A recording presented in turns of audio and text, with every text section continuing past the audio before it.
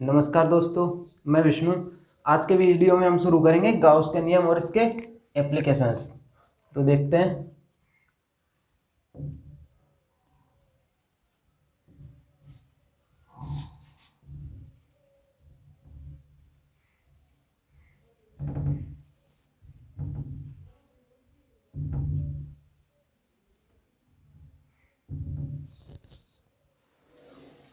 सबसे पहले देखते हैं गाउस का नियम क्यों आया। तो पिछले वीडियो में हमने देखा था या पिछले क्लासों में हमने देखा था, एक चार्ज की स्टडी की थी, उस पर लगने वाले बल की स्टडी की थी, उस पर लगने उसके वजह से डेवलप वहाँ पर विद्युत क्षेत्र की स्टडी की थी। हमने बल की स्टडी की, विद्युत क्षेत्र की स्टडी की। ठीक है, बहुत सारे चार्ज पार्टिकल्स की वजह से भी बल के उनके बल के बारे में जाना, उनसे विद्युत क्षेत्र के बारे में जाना।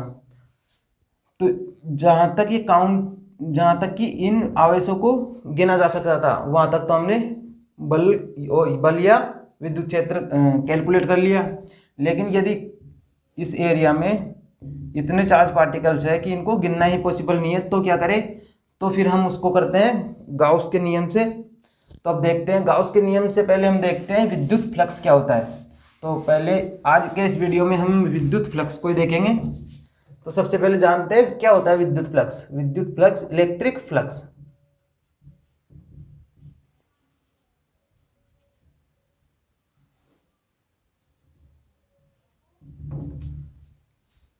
तो विद्युत फ्लक्स क्या होता है, इसको ऐसे डिफाइन किया गया है। किसी पर्टिकुलर एरिया से जो इलेक्ट्रिक फील्ड लाइंस या विद्युत क्षेत्र रेखाएं जो निकलती है, तो हमने एक क्षेत्र लिया, माना कि ये एक एरिया है, ये हमने एक एरिया लिया, ठीक है, और इसमें एक समान विद्युत क्षेत्र है।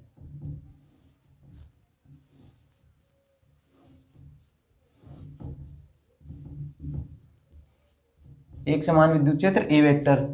और जो ये एक विद्युत क्षेत्र में जो एक एरिया लिया है हमने, इसको थोड़ा घुमा हुआ लेते हैं। जैसे कि ये किताब है, इसको यदि सीधा रखिए तो ये एरिया हमको पूरा विजिबल है, और इसको थोड़ा टिल्ट किया जाए तो अब इसको यहाँ से देखा जाए तो थोड़ा कम विजिबल है, और ऐसे थोड़ा वो टिल्ट किया जाए, 90 डिग्री कर दिया जाए तो ये एरिया बिल्कुल ही नहीं दिखेगा। तो इसका थोड़ा इतना रखा है, और इधर से बिल्कुल इधर से इसके विद्युत क्षेत्र रेखा है, तो इसको ऐसे बनाया गया है। और जो एरिया जो है वो सदिश राशि है, तो इसका जो वेक्टर होता है बिल्कुल इसके परपेंडिकुलर होता है। तो इसका जो एक वेक्टर होगा यहाँ पर, एरिया वेक्टर, इसको थोड़ा टिल्ट किया है, तो जो ये हॉरिजॉन्टल से एक एंगल बना रहा है, वो मान लो कि थीटा बना रहा है। ठीक है, थीटा एक एंगल बना रहा है, ये हो गया ए वेक्टर। तो जो फ्लक्स निकल के यहाँ पर फ्लक्स को बताया गया है कि फ्लक्स यहाँ क्या होगा, ई ए कोस थीटा, ये यहाँ पर फ्लक्स की मात्रा होगी।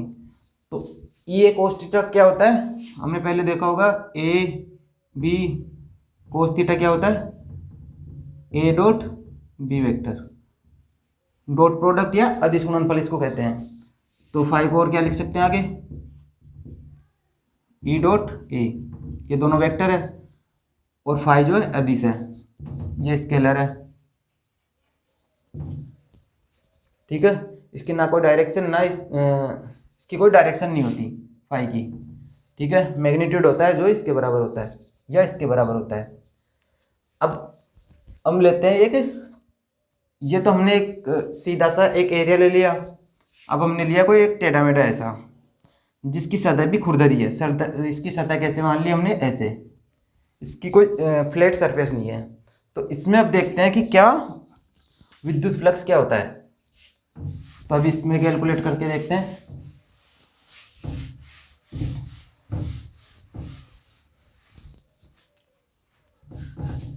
तो हमने एक एरिया लिया, ये सा ऐसा एरिया जिसकी सरफेस भी फ्लैट नहीं है। ठीक है, इसमें लिया एक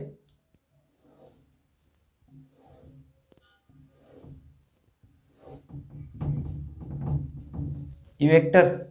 तो इस पूरे सरफेस एरिया का फ्लक्स निकालने के लिए क्या करते हैं, हम इसमें से एक छोटा सा टुकड़ा लेते हैं, एक छोटा सा टुकड़ा, और इसमें से हम देखते हैं टोटल फ्लक्स, इसका एरिया मानते हैं हम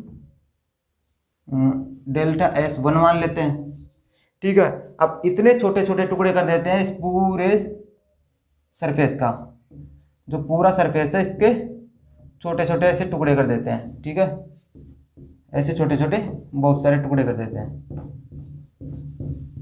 माना कि n टुकड़े हो गए। और इसका surface area S1 delta S2 delta S3 यहाँ के डेल्टा Sn। ठीक है, तो अब हम फाई निकालते हैं। तो फाई निकालते टाइम क्या करते हैं, सभी ये अलग अलग जो निकाले हैं सभी का फाई अलग अलग निकाल के जोड़ देते हैं। तो फाई को क्या करते हैं, अलग अलग निकाल कर ऐसे जोड़ दो, क्योंकि स्केलर फाई जो है स्केलर है, तो इसमें सदिश योग करने की जरूरत नहीं है। तो जो जो क्वांटिटी आ रही है डायरेक्ट इसको जोड़ दो। तो फाई क्या होता है, ई डॉट डी एस। ठीक है, तो माना कि इसमें से फ्लक्स φ1 और इसमें से विद्युत क्षेत्र E1। ठीक है, तो फाई क्या होगा, E1 dot delta S1 plus E2 dot delta S2, सभी ये वेक्टर है, प्लस ऐसे ही n तक हम समेशन करेंगे, En vector dot delta Sn vector. तो फाई क्या आया, यहाँ पर समेशन लगाते हैं, EI vector dot delta SI vector. तो I की वैल्यू कहाँ से कहाँ तक है, 1 से n तक, 1 से n। ठीक है, ये आया हमारा टोटल फ्लक्स। अब इस प्लस को और एक्यूरेट करने के लिए क्या करते हैं, ये जो हमने सरफेस एरिया इतना लिया था एक का, इसको बहुत छोटा छोटा लेते हैं जिससे कि मोर एक्यूरेट रिजल्ट प्राप्त किया जा सके। ठीक है, बहुत छोटा छोटा सरफेस लेने पर अब क्या करेंगे, इस डेल्टा को लगभग जीरो करेंगे। तो लिमिट लगाते हैं, limit delta tends to zero, किसमें, डेल्टा S में। तो ये क्या हो जाएगा, ds। तो अब फाई क्या आ जाएगा हमारे पास,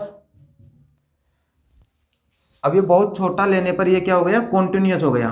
तो कॉन्टिन्यूस का सम कैसे करते हैं, इंटीग्रेशन करके, integration of E vector dot ds vector.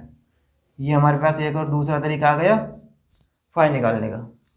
ठीक है, तो फाई को ऐसे निकाला जाता है अलग अलग सरफेस में। यदि स्मूथ सरफेस दी गई है जिसका एरिया हम डायरेक्टली फाइंड कर सकते हैं, उसको तो डायरेक्ट ई डॉट ए या एस, ई डॉट ए करके डायरेक्ट फाई निकाला जा सकता है। और यदि जो एरिया टिपिकल हो डायरेक्ट उसका सरफेस एरिया फाइंड नहीं किया जा सकता, उसको ऐसे इंटीग्रेशन करके या समेशन करके निकाला जाता है। तो अब एक क्वेश्चन लेते हैं इसमें बेस्ट।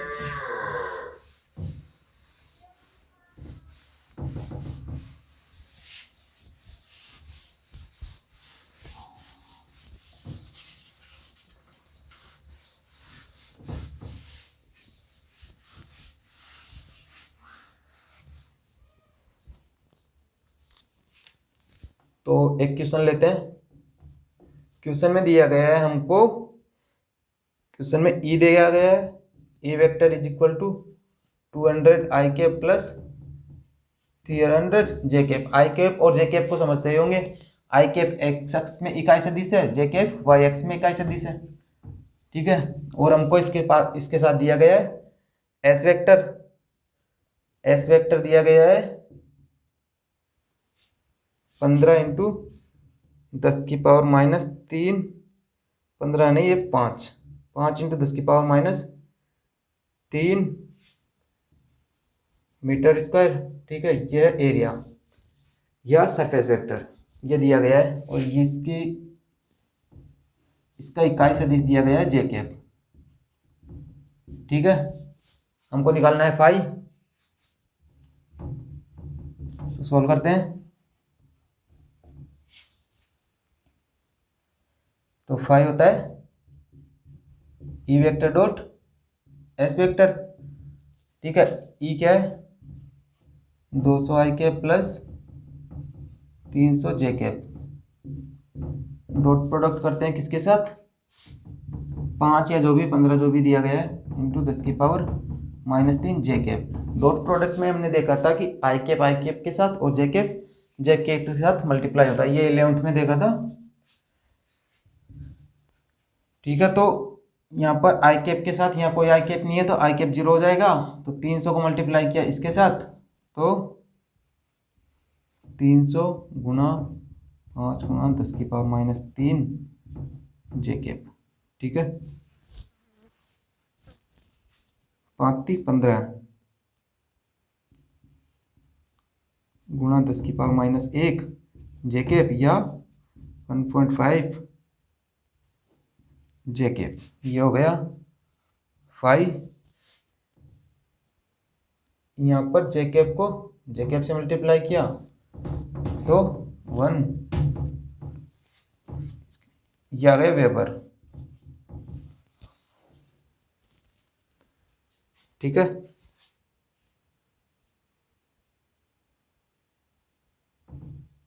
ये फ्लक्स आ गया। अब देखते हैं एक और क्वेश्चन, बहुत ही इजी क्वेश्चन था ये वाला। अब दूसरा क्वेश्चन देखते हैं। दूसरे क्वेश्चन में क्या हमको प्रूव करना है, एक चीज प्रूव क्या करना है कि एक, देखते हैं अभी क्या प्रूव करना है। क्वेश्चन है हमारे पास, एक समान विद्युत क्षेत्र है। ठीक है, ये ई वेक्टर है, इसके अंदर हमने रखा है एक सिलेंडर। ठीक है, अब इस सिलेंडर से टोटल फ्लक्स 0 है, ये प्रूव करना है। प्रूव क्या करना है,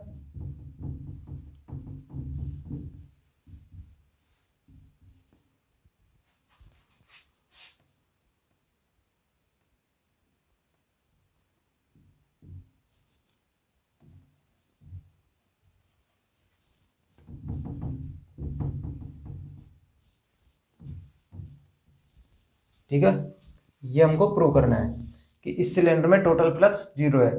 तो इस सिलेंडर को हमने 3 एरिया में बांटा, 3 सरफेस एरिया है इसके। एक तो जो इसका पूरा राउंड शेप है वो, और 2 इसके सरफेस एरिया जो बगल में है वो। तो इसको हमने कहा S1, इसको कहा S2, इसको कहा S3। ठीक है, अभी हमने देखा था किसी का भी यदि विद्युत फ्लक्स, किसी का भी इलेक्ट्रिक फ्लक्स निकालना है तो क्या करते हैं हम, एक छोटा सा, एक यहाँ पर मान लो यहाँ पर ले लिया, एक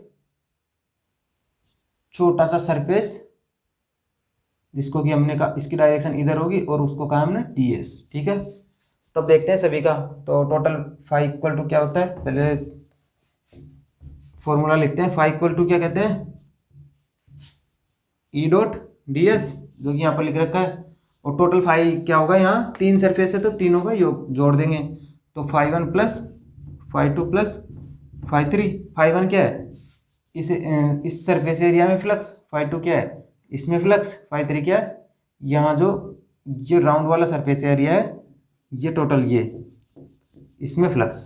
ठीक है, तो φ1 देखते हैं। φ1 क्या है, ई सभी में समान है। अब एंगल देखते हैं, ये जो एरिया है इसका एंगल इधर की तरफ है, ई का एंगल इधर, ये इधर है ही, तो ई से 180 का बना रहा है ये एंगल। S1 है जो इधर है ही, ठीक है, और ये ई के साथ बना रहा है 0 डिग्री का। और ये S3 है, S3 जो इधर है, इधर है, इधर है, चारों तरफ है।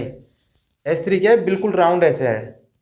तो ये जो किधर भी इसका देखेंगे चारों तरफ से, यदि इसका विद्युत क्षेत्र के साथ इसका एंगल देखेंगे सरफेस का, तो वो हमेशा 90 डिग्री आएगा। तो ये जो S3 के साथ एंगल है वो 90 डिग्री है। ठीक है, तो 1 के साथ कितना है, 0। तो E डॉट ds को क्या लिखेंगे, E ds cos थीटा, और cos थीटा क्या है, 0। ये क्या हुआ, S1 की वजह से। ठीक है, प्लस E ds cos, अब देख रहे हैं 2 की वजह से, cos क्या है, 180। ठीक है, ये हुआ S2 की वजह से, प्लस ई डी एस कोस 3 की वजह से कितना आ रहा था 90, ये हुआ S3 की वजह से। ठीक है, अभी इनको देखते हैं। S1 की वजह से E D S cos zero क्या होता है 1, और ई डी एस का इंटीग्रेशन करें एस के सापेक्ष तो ई को तो बाहर निकाल लेते हैं, डी एस S1 प्लस 180 क्या होता है कोस 180 माइनस, तो इस माइनस को पहले बाहर निकाल लेते हैं, तो यहाँ पर आ जाएगा माइनस। ठीक है, ई इसमें से बाहर निकल जाएगा, डी एस S2 प्लस ये टोटल 0 हो जाएगा, कोस 90 0 होता ही है। ठीक है, अब इसको आगे देखते हैं। S1 के सापेक्ष जो ये डी एस का इंटीग्रेशन करें इस वाले एरिया में, तो क्या हो जाएगा ये S1 आ जाएगा, या S1 और S2 दोनों समान आएंगे। जो सिलेंडर में होते हैं दोनों तरफ का सरफेस एरिया वो बिल्कुल समान होता है, और वो होता है एक वृत्त। ठीक है, एक होता है सर्कल। तो S1 और S2 बराबर है, तो S1 S2 को क्या लिख देते हैं, S1 ही लिख लो दोनों को। तो अब क्या आएगा इसमें ई S1 माइनस ई S1, ये क्या आ गया 0। ठीक है, तो ये किसके बराबर आ गया 0 के। तो यहाँ क्या प्रूव होता है, ये 0 आया। ठीक है।